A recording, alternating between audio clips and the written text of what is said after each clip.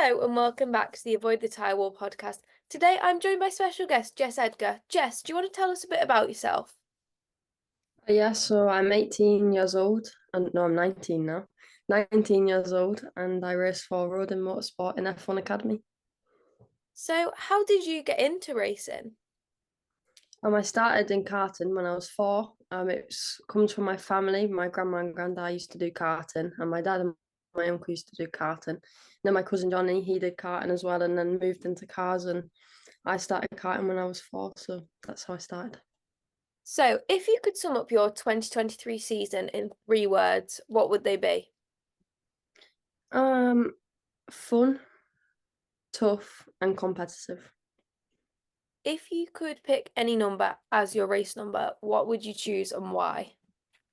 I would pick 17, which is what I'm racing this year. It's what I raced in karting, and it's kind of my family all raced 17, so that's the number I would pick, and I've picked for this year as well.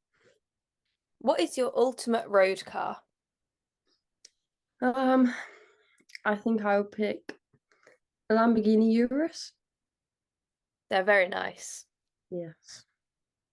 Do you have any racing superstitions?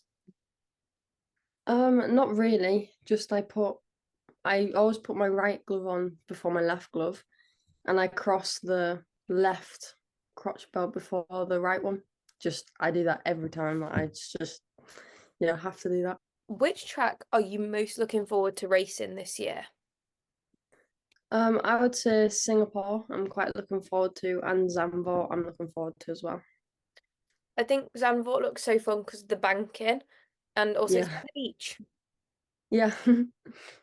What is the most memorable race that you have ever raced in? I think probably Austin last year was the most memorable race I raced in. It Chloe Chong said that one was really good as well. was really cool. Yeah. What is the most memorable race you've ever watched? I would say um I don't know really. Probably the one where in Abu Dhabi when Max and Lewis were fighting for the championship. I can't think what year that was, but that one. 2021, yeah. Yeah. Yeah, that was an interesting one, let's say.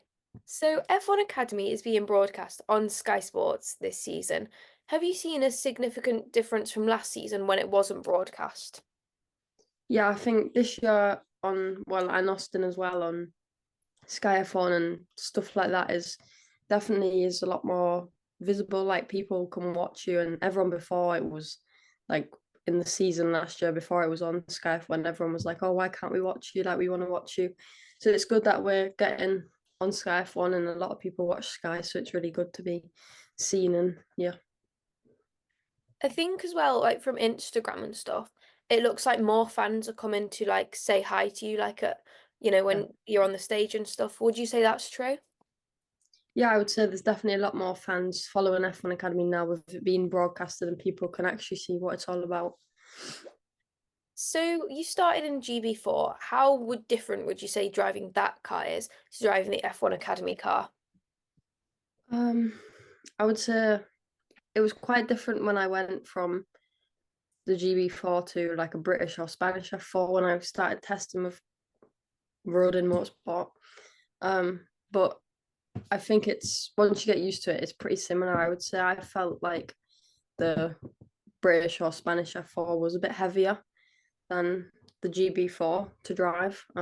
But yeah, and the F1 Academy car is just the same as British or Spanish. Is the car set up based on telemetry or is there a basic track setup? I would say there is like a standard setup that the engineers would put on to go to a track. So if we've not been there before, like most of the tracks this year, there'll be like a standard setup what they think, well, this was okay last time. And so what we used in Jeddah, we'll probably start off in with Miami. And what we would use in Zandvoort last year, we'll use in Zandvoort again this year. So it's kind of just the standard thing, what we'd start off with, and then we would change it from what we think on the data and what I feel as a driver.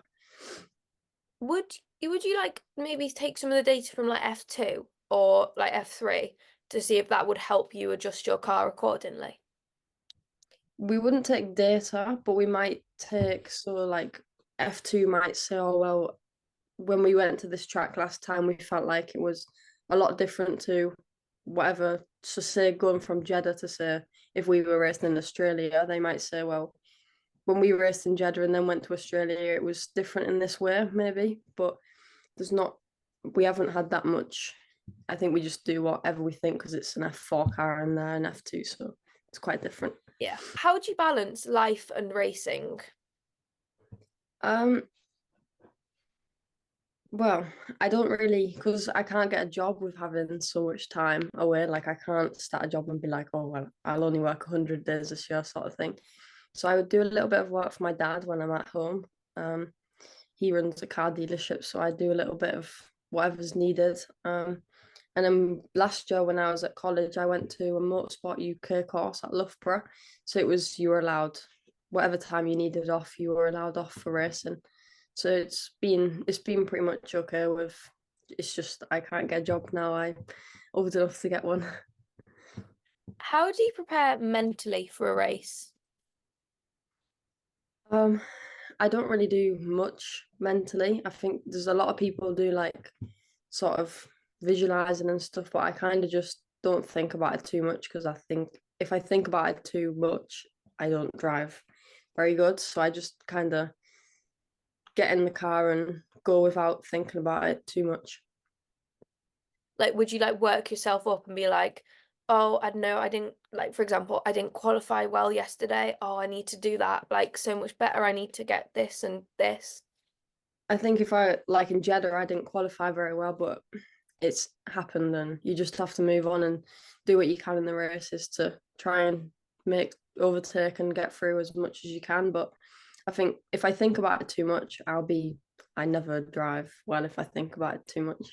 So you're Rodin Motorsport and like you're by F1 Academy or something. Can you sort of explain what that means? Because I was a bit confused personally. Yeah, I am as well. But it's like, so every car has a sponsored livery on it. So like it's like McLaren by ART or Williams by ART, like that. And Abbey's like Alpine by Rodin. And Lola is Charlotte Tilbury by Rodin. But I haven't got a sponsor yet. So for the first round I was running as F1 Academy in their livery under Rodin Motorsport. So it's like the livery of the car is who you race for, and then the team, so like Rodin, ART, Campos, they run the car. So it's whatever your livery is, operated by whichever team you're in. Okay, that It's a makes a lot more sense. bit. Yeah, I was just like, I obviously knew about like Charlotte Tilbury and like Tommy Hilfiger, but yeah, like I was just like F1 Academy, like they have an F1 Academy team in F1 Academy. Wow. It was just because they didn't have a sponsor for me for the Yeah. first round. I'm not sure why, but yeah. So hopefully from Miami, I'll have. Do you think that having your cousin as a racing driver as well, Johnny, has helped you in terms of your progression? I think it's nice to have someone in my family that has done everything.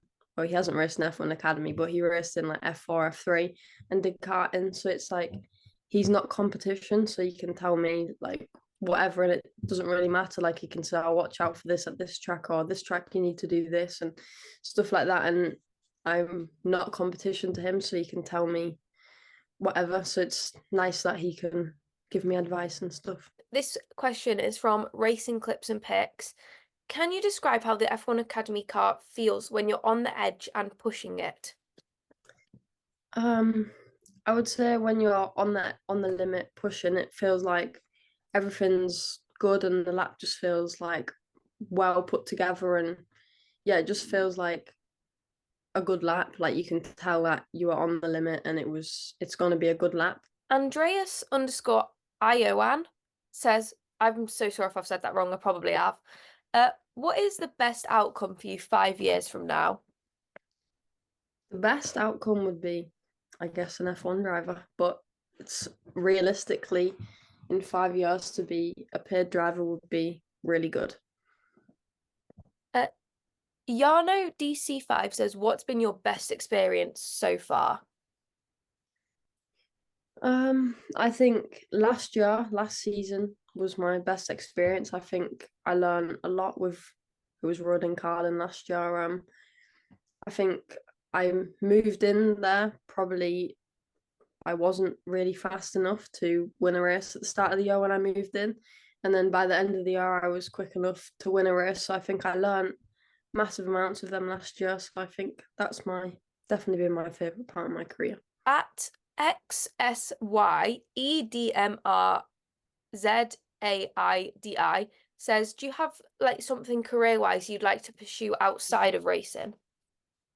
Yeah, I think if I wasn't to become a racing driver, I would like to be like a mechanic or an engineer.